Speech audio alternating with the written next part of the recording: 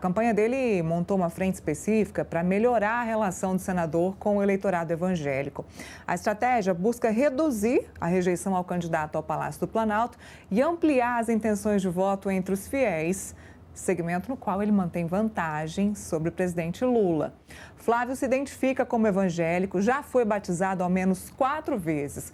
A última delas foi em janeiro deste ano, nas águas do Rio Jordão, em Israel, o que ele acabou repetindo o ato do pai, o ex-presidente Jair Bolsonaro. E mais do que um fiel, a campanha do senador busca fazer com que Flávio seja visto como evangélico pelo eleitorado. Um dos responsáveis pela articulação é o líder do PL na Câmara, o deputado Sóstenes, que também é pastor da Assembleia de Deus, Vitória em Cristo. A campanha também tem procurado parlamentares ligados ao segmento para ampliar o diálogo com as igrejas. O líder da bancada evangélica no Congresso, Gilberto Nascimento, deputado, foi procurado por integrantes da coordenação e deve se reunir com aliados de Flávio ainda nesta semana.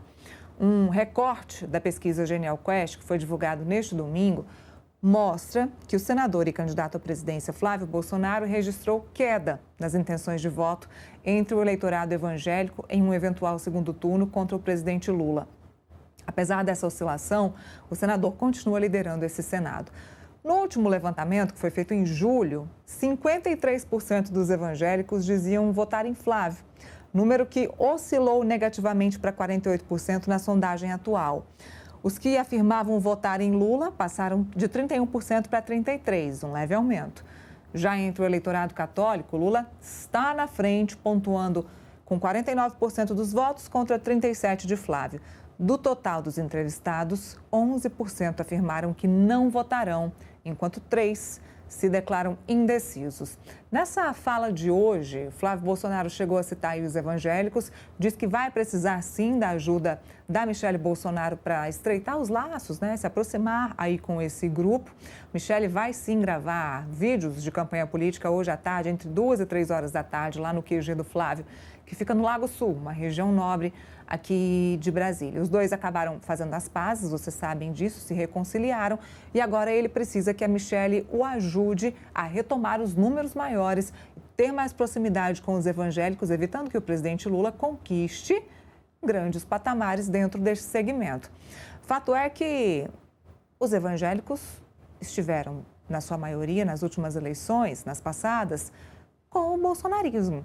Dessa vez, a gente não vê eles tão ligados ao bolsonarismo. E eu, antes de fazer a pergunta aqui para os meus parceiros, vou chamar um intervalo comercial, bem rapidinho. Nosso primeiro intervalo aqui do Contexto Metrópolis, na Fast TV, e a gente já volta com vocês. Continuando aqui na nossa discussão pelo YouTube, eu já quero conversar com o Felipe. O Felipe me ouve, produção? Me ouve. Felipe, é o seguinte, estamos falando de evangélicos. O presidente Lula também subindo aos poucos, né, nesse segmento evangélico. Aquele evento que aconteceu, a Marcha para Jesus que aconteceu neste ano em São Paulo, acabou queimando um pouco um filme do Flávio Bolsonaro, que deu a entender que ele estava usando os evangélicos para ganhar uma eleição. Agora, não seria mais do mesmo continuar batendo na tecla dos evangélicos, já que os evangélicos, na sua maioria, já estão com o bolsonarismo? Não seria o momento de procurar um outro grupo para se aliar e para se aproximar? Boa pergunta, Neira. Boa pergunta. Eu entendo o seguinte, eu entendo que as eleições no segundo turno têm toda a tendência de serem parelha, igual 2022. Então, o Flávio Bolsonaro tem que se consolidar no evangélico, né, que é o calcanhar de Aquiles do Lula, né? Assim como também tem que aumentar a proporção dos eleitores mulheres, que também é o calcanhar de Aquiles do Bolsonaro, né? Então, eu entendo que quando você vê, né, em pouco tempo o Bolsonaro, né, o Flávio Bolsonaro perdeu o apoio do evangélico, né, o que está por trás, na minha opinião, além do fator que você colocou aqui agora, né, que diz respeito à questão relacionada com o uso, né, da religião no evento público, né, evento partidário, né, também está ligado também o caso do Banco Master, né? O Banco Master, por exemplo, colocou o Flávio Bolsonaro dentro da corrupção e dentro da relação do Banco Master e Alvocaro com ele próprio, né? E o público evangélico não é bobo, né? E viu a situação relacionada com o Banco Master e o Flávio Bolsonaro e resolveu, de certa forma, ficar fora do apoio, esperando o que ia acontecer, né? Mas tem toda a tendência de voltar a apoiar o Flávio Bolsonaro, porque não tem outro candidato a pegar, né? Mas você tem toda a razão, né? O Flávio Bolsonaro deveria, sim, né, buscar apoio em outros setores que ele não tem apoio, como o público feminino, como o público católico, né? Por que o bolsonarismo não tem tanto amparo assim no público católico, né? Na minha opinião, o que está por trás disso é exatamente a questão relacionada com, especificamente, a questão relacionada com o fato do PT ter na sua fundação exatamente a ligação com a Igreja Católica, né? Então, o Flávio Bolsonaro, se quiser ganhar as eleições, deve buscar, sim, né, outros setores e outro público que não seja somente o público evangélico. Mas tem também que ganhar a aderência do público evangélico, que está reticente em relação a ele, sim. Bom, eu já quero ver com o Mano também essa questão, além de mulheres, além dos evangélicos, algum outro público que o Flávio precisa se aproximar? Lembrando que ainda tem os jovens, né? Os jovens são uma grande conquista, esse público independente, incluindo os jovens, é uma grande conquista para quem conseguir atingi-los, né? A gente está em um momento em que os jovens estão dentro das redes sociais, convivendo com as redes sociais e muitos deles se encontrando pela primeira vez, tendo aí esse primeiro contato com a política. Então, talvez também seja um momento importante de atingir os jovens. E agora vem as propostas, né, Mano? A partir das propostas, a gente vai começar a entender quem esses candidatos também querem atingir. Pois é, Neila, e você falou dos jovens, tem uma pesquisa muito interessante do cientista político Murilo Medeiros, da UNB, que mostrou que nós estamos vivendo, nesse momento, a menor proporção de jovens filiados a partidos políticos desde a nova República. Ou seja, o sistema político brasileiro, hoje, de alguma forma, perdeu a capacidade de engajar a juventude como já conseguiu antes.